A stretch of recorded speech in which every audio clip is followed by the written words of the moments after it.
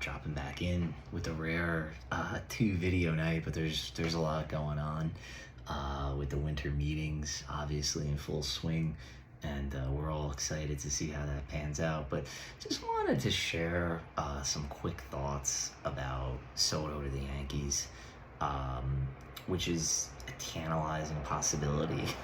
Obviously, if you're a Yankee fan, something that we're all hoping happens, without a doubt. I doubt that there's many Yankee fans out there who simply don't want Juan Soto. I'm sure the fact that he's highly likely to test free agency and extremely unlikely to sign an extension.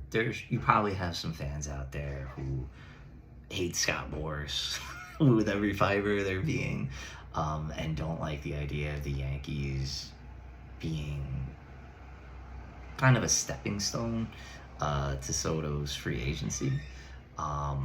So I'm sure that is a little bit scary, for some fans, without a doubt. But the reality of Soto is that he's a phenomenal player. Even if you only have him for 1 year, he can help you win a World Series in that 1 year. He does a lot of things offensively that I enjoy. As a fan, he draws walks. He has disciplined at-bats. He hits the ball the other way. He really got going this season with the Padres because he started driving the ball to center field and left field. What he's done the last 2 years, I feel like, is at the bottom end of his capabilities. Whether you want to put that on pressing after turning down the enormous extension that the Nationals offered, you want to attribute it to struggling to adapt to playing in San Diego. Also, just the reality of San Diego being a pitcher's park and the marine layer that kind of knocks balls down in the evening in that stadium. All those things can be factors, but Soto's obviously a guy you want. Yankees coming off a very disappointing year. I did a post-mortem on their season. There was a lot more to say about it, I'm sure, but I'm not going to kind of get back into it. So I find this dance between the Yankees and Padres interesting, and the way people have reacted to the trade discussions. I find it all pretty fascinating, although it gives me a case of nerves. You're concerned as a Yankee fan with him going to Toronto potentially and making that lineup exponentially stronger, and the Blue Jays going all in if they miss out on Ohtani. Ohtani's an interesting cat. I don't know why he's so interested in the Blue Jays. Who knows? But he does what he wants to do. Nobody expected him to sign with the Angels the first time around. No one necessarily expected him to sign a rookie contract where he had to go through 6 years of arbitration initially either. So he's to the beat of his own drummer. Toronto will probably only be in on Soto if they miss out on Ohtani.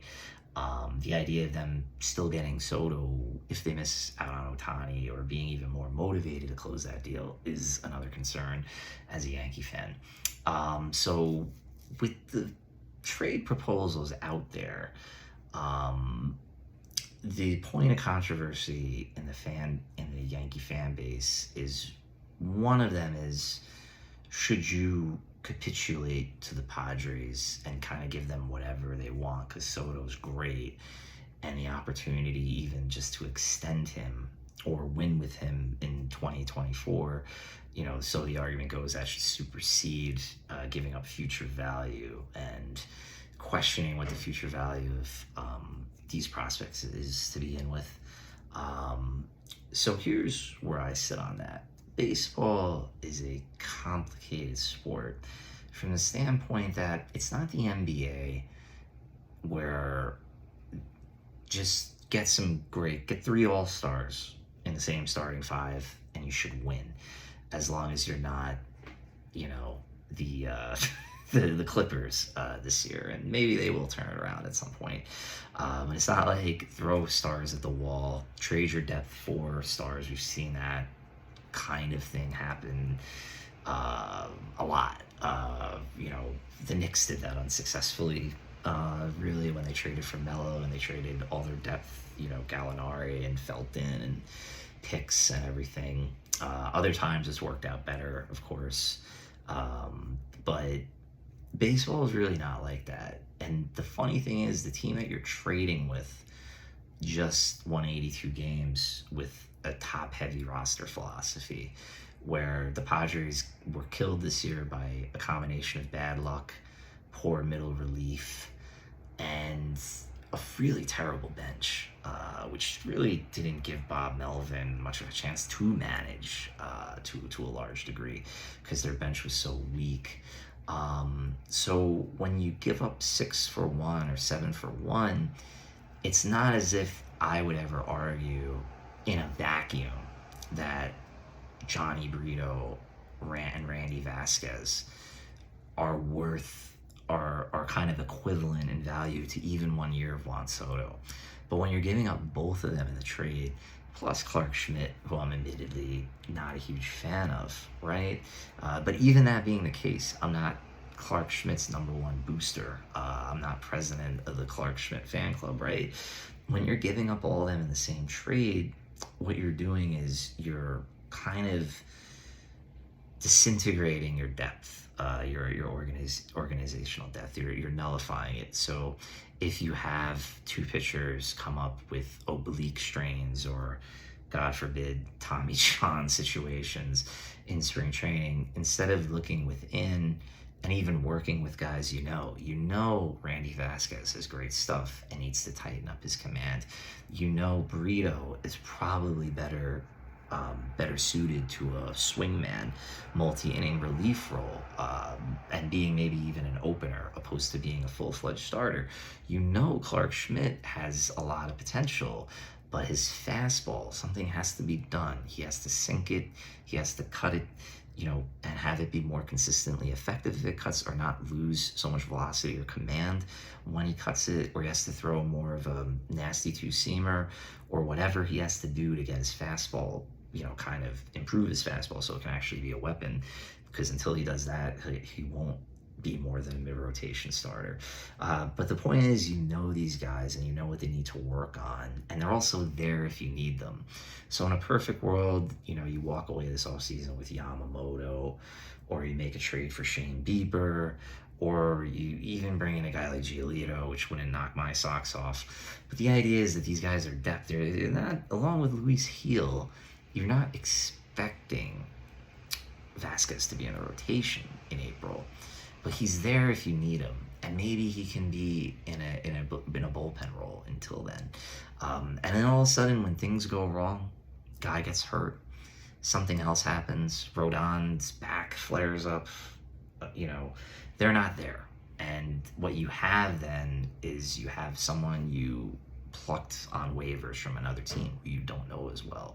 Or you have a guy who's a free agent who no one wanted to sign going into the year because his recent performances, it's like, I'll give you a name, Zach Plesac, who I think is a pretty talented pitcher, but no one wants to, seems like no one wants Zach Plesac right now. Unfortunately, for him, I do think he can maybe turn it around at some point, but you're kind of left scrounging the forgotten pitchers on the free agent market.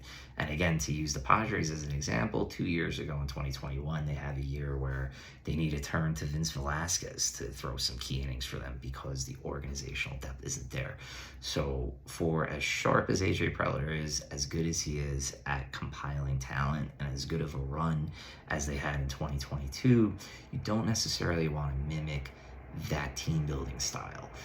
So no, you're not saying ever Randy Vasquez or Johnny Brito are the equivalent of even one season of Juan Soto. But if you're trading these guys and you don't really have an answer for replacing them, the answer could be, internal.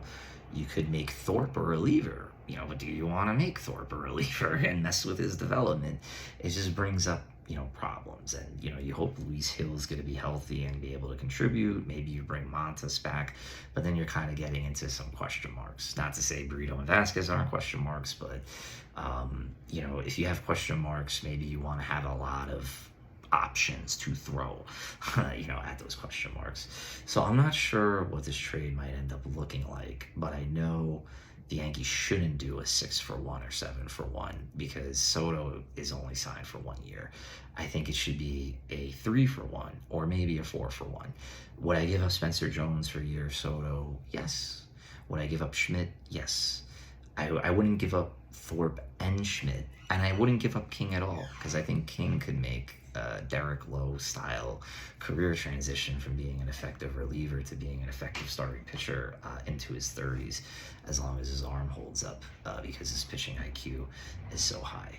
But that's where I kind of stand on the situation. I certainly wouldn't give up a 6-for-1 or 7-for-1, and you got to be careful, when you just start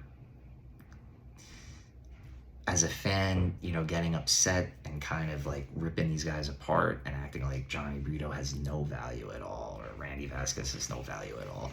Because anytime you have the players who are, pre-arbitration and they have live arms, they have some kind of value. And when you start just kind of throwing guys around carelessly in trades, that's when your organizational depth gets affected and your season could really go off the rails if you have some injuries and you don't have any help in AAA Scranton. So just some thoughts there. I want Soto. I want the trade to happen, but only for 3 or 4 prospects, and can't throw in 4 or 5 pitchers in the same trade. It just can't be that way, because you got to have organizational pitching depth. So that's my thoughts there. Have a good night.